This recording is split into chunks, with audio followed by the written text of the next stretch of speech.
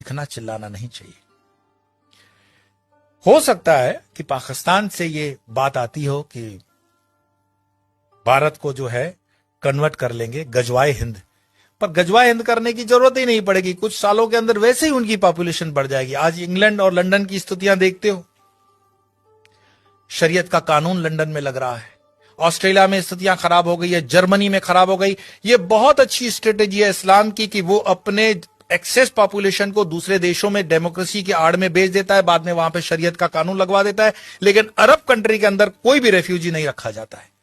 मैं एक रिपोर्ट देख रहा था बीबीसी की, शायद बीबीसी की रिपोर्ट थी, जहां पे सऊदीया का जो वर्टिकल शहर बन रहा है उसमें कई गांवों के लोगों को मरवा दिया उसने, ऐसा आरोप है उन पर। तो वहां तो मस्जिदें हटाने में भी वो सोचते नहीं है, और यहां पर हिंदू भीख मांग रहा है कि जरा मुझे कृष्ण का मंदिर दे देना, जरा मुझे ये मंदिर दे देना। हमारे साधु संतों ने जो समाज के लिए काम किया, समाज उनके साथ भी नहीं खड़ा है। क्या आपको पता है कि आयुर्वेद के नाम पर भारत देश के अंदर जो फार्मेसी काम कर रही है वो मुस्लिम द्वारा चलाई हुई भी कई फार्मेसी हैं, और उनके 500 प्रोडक्ट्स हैं। रामदेव को सपोर्ट नहीं करने का कारण ये भी है। हमदर्द का एक टॉनिक है सिंकारा, उसको प्रमोट करते हुए कम्युनिस्ट पार्टी के कुछ नेता कहते हैं कि यह शक्तिवर्धक है। उनको पूछो तुम्हें कैसे पता चला यह शक्तिवर्धक है, कोई लेबोरेटरी टेस्ट है? एलोपैथी के कंपैरिजन में जो रामदेव बाबा को कहा गया था कोरोना के कंपैरिजन में, वो चीजें सब पर लागू होनी चाहिए। क्या आपको पता है सोनू निगम जैसा कलाकार जो पिछले कई सालों से फिल्म इंडस्ट्री के अंदर बेहतरीन आवाज दे रहा है, उसने जब खुले से कहा कि इस अजान के कारण मुझे तकलीफ होती है, इंडस्ट्री में उसको काम मिलना कम हो गया, क्योंकि बॉलीवुड की इंडस्ट्री आज भी इस्लामिक फंडामेंटलिस्टों द्वारा डोमिनेट है। मैं आपको और बता दूं, जिन दिनों शाहरुख खान, सलमान खान, आमिर खान स्ट्रगल कर रहे थे, गोविंदा सुपरस्टार था, और गोविंदा को नीचे करने के लिए उसकी जोड़ी में चलने वाली करिश्मा कपूर को आमिर खान के साथ एक फिल्म दे दी जाती है परदेसी। गोविंदा की जोड़ी को तोड़ा जाता है और उसके बाद उदय होता है सलमान खान, आमिर खान और शाहरुख खान का समय, क्योंकि इंडस्ट्री डोमिनेटेड है इस्लामिक लॉबी द्वारा। ऐसे कई मैं आपको उदाहरण दे सकता हूं, लेकिन मुख्य बात क्या है? क्या हमारे हिंदुस्तान में सारे मुसलमान खराब हैं? यह कहने का अर्थ नहीं है। हमारे हिंदुस्तान के अंदर आजम जी, प्रेम जी जैसे भी इंडस्ट्रियलिस्ट हैं विप्रो के, उन पर आरोप भले लगे कि वो मुसलमानों के हितों की ज्यादा सोचते हैं हिंदुओं की नहीं, पर मैं इस पे नहीं जाऊंगा। परंतु यहां मुसलमान न सिर्फ बढ़ रहे हैं, सुख संपन्नता के साथ बढ़ रहे हैं, ऐसा उस रिपोर्ट में कहा गया है। तो दुखी कौन हो रहा है? दुखी हो रहा है हिंदू। हिंदू क्यों दुखी हो रहा है? क्योंकि वो कर्महीन होकर के जीना चाहता है और बेवजह की फालतू चीजों में वो अटका हुआ है।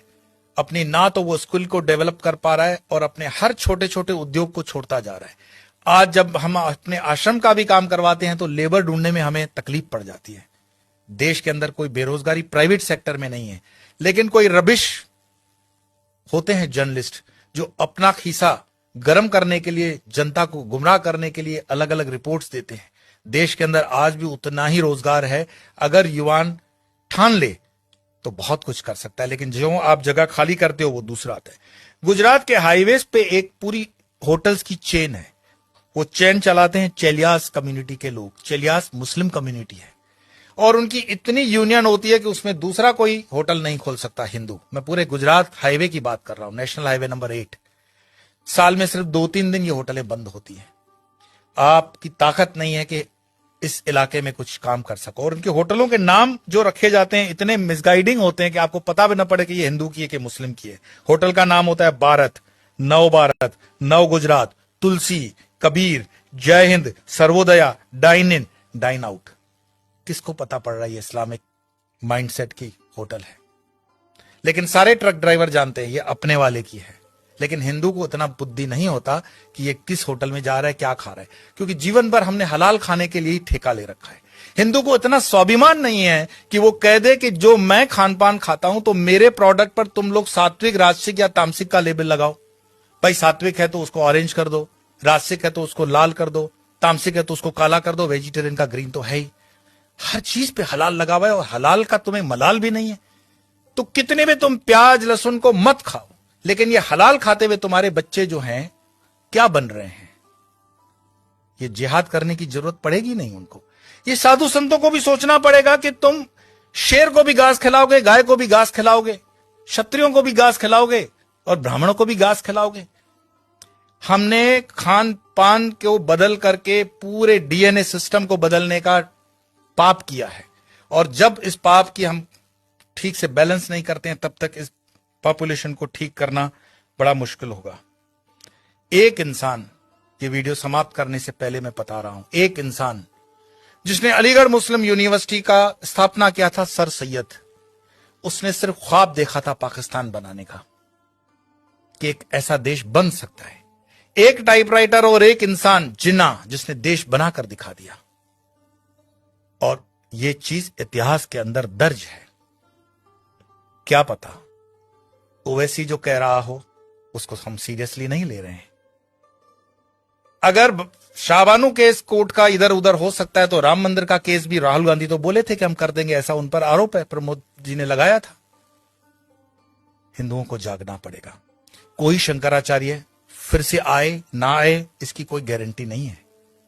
शंकराचार्य जी की जयंती जन मनाने से सिर्फ इतना ही मैसेज मिलता है, उत्तिष्ठ जागृत प्राप्य वरानी बत, उठो जागो, अपनी जवाबदारी लो। कब तक दूसरों के कंधों पे रहोगे कि ये तुम्हारी जवाबदारी लेगा। और धर्म का काम चेतना जगाना है। बाकी ये मेरा वीडियो मरे हुए लोगों के लिए तो है नहीं, चैतन्य लोगों के लिए। और चैतन्य जो सुन रहे हैं उनको लगता है कि आगे 2-4 चैतन्य है तो फॉरवर्ड कर देना, और मरे हुए लोगों को वीडियो देखने के लिए मैं कोई आग्रह करता ही नहीं हूं। आपके भीतर आपका सनातन जागे, भारत जागे, हिंदुत्व जागे। इसी प्रार्थना के साथ आज इतना ही। कल फिर मिलेंगे।